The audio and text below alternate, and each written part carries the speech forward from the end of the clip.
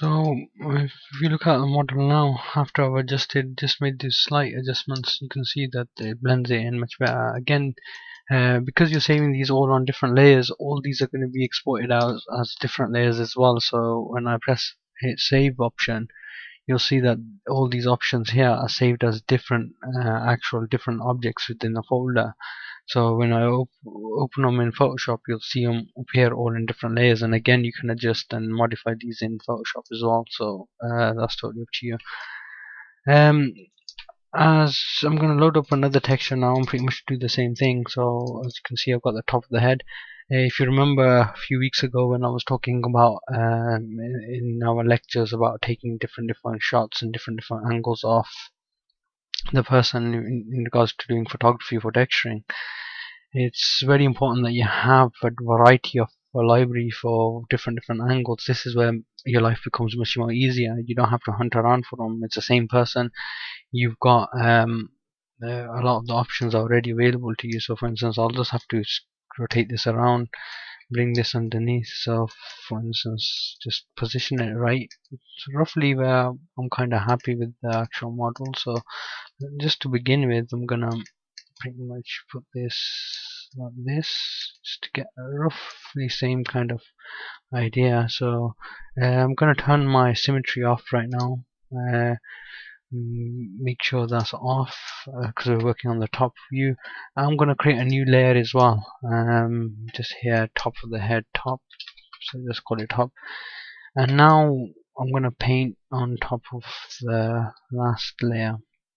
So just do this until you kind of get to the middle.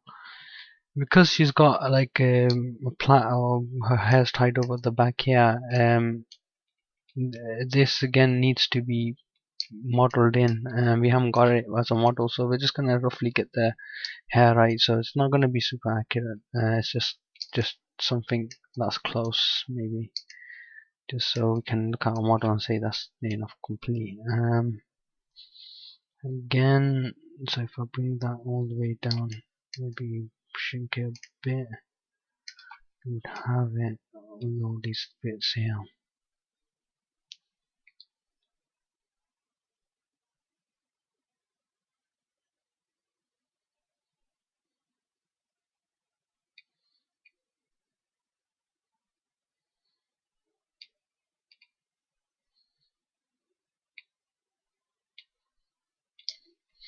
So if I just turn that off for now, just to see how our model's looking. So it actually looks much better. I mean, the hair looks like she's proper tied back. We're getting some problems here, but again, this can be fixed in looking at the other options here. So for instance, we got some stretching going on, but differences. Maybe we can still use the same option that we've got there to kind of blend that in. So let's hold down S and rotate that around. It's probably not going to work for us straight away. Just to get, let's see what will happen if we were to do this. Actually, it's probably not the best idea. I'll put it on a new layer anyways, just to so we can turn it off later on if you want to. And make sure you turn transparent symmetry on for this, because we want it to be the same on the other side. So symmetry on X. So and remember your stencil, you could always put the level of opacity down, because right now it's too strong. I can't really see my model, so I can put the visibility even lower. So if I put it like that, so I can see what I'm doing, what I've already got there, and go to the bit that's kind of broken and kind of paint the hair into there. Again, take more time when you're doing this, so actually it might be better just to use the option that we have here. So I'm gonna hit S and go around again, bring this up, and S again.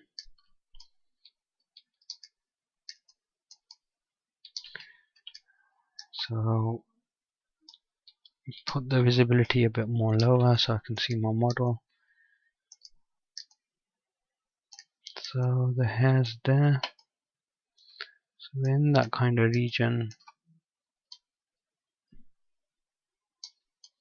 So yeah, that's a bit better. It kind of blends it in a bit more, maybe.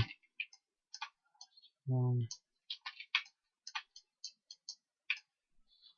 if I have a look at that, apart from the dark bit there that I don't want it to kind of merge in, so no. So I want it to be quiet.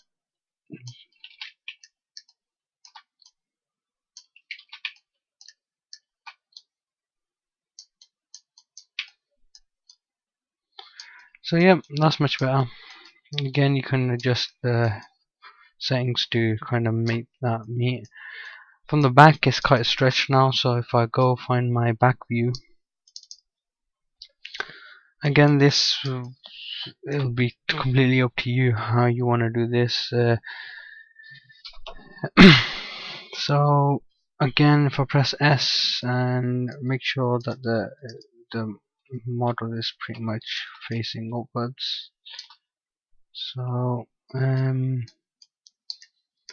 gonna go in and kind of paint the back of the head in there.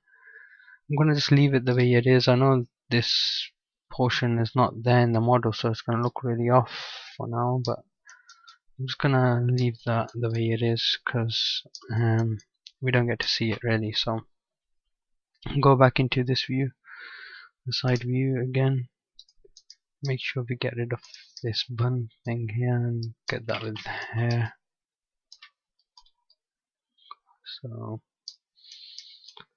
So if we look at our model now and jump back into this view and make sure scale that up, go down. Actually, we've got one from the side view, so just to make sure the hair on the back of the ear are right. So you can see we can go into a lot of detail at this stage and just make sure that all of the model is done nicely all the way around. So this bit will kind of blend in with that, and that will nicely blend in with the actual.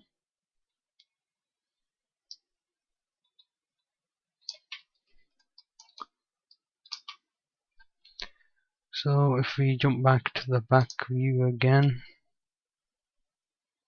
and kind of get the middle area right.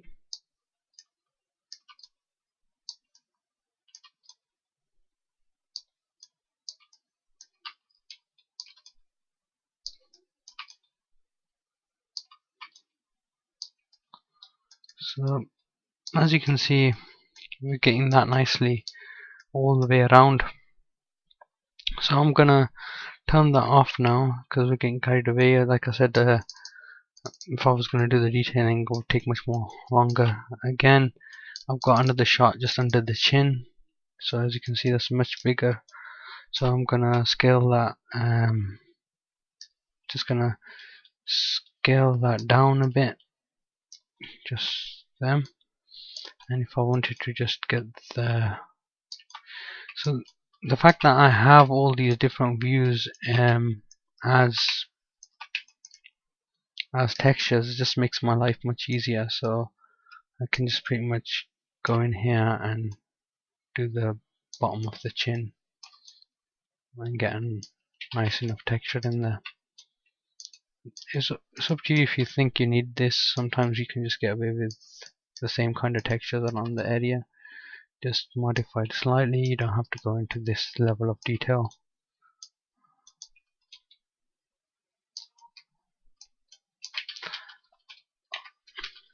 I'll just leave that the way it was. I can just use a bit of fun, just create a new layer so I can adjust it later on.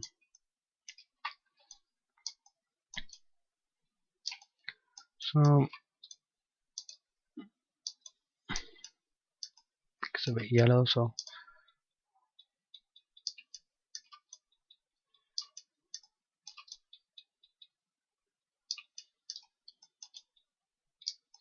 if I bring that back up now, so I'll turn the stencil off.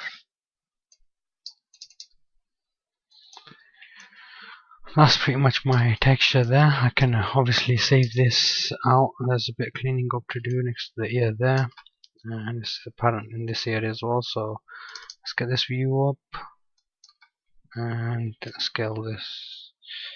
Let's hold down S first and put this up like that. Position my ear so it kind of is roughly the same area. So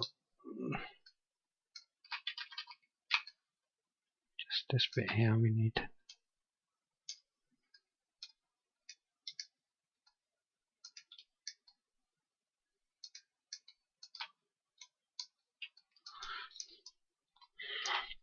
So if I turn that off now, I can, let me just make sure and save that. Save as, seen as. So I've saved that in my documents. So I can now go around my model and have a look. So if I'm happy with that, that's pretty much the texturing part of it done. I can adjust it in Photoshop. I can even use these options. I'm gonna just stop it now. The video has gone quite long.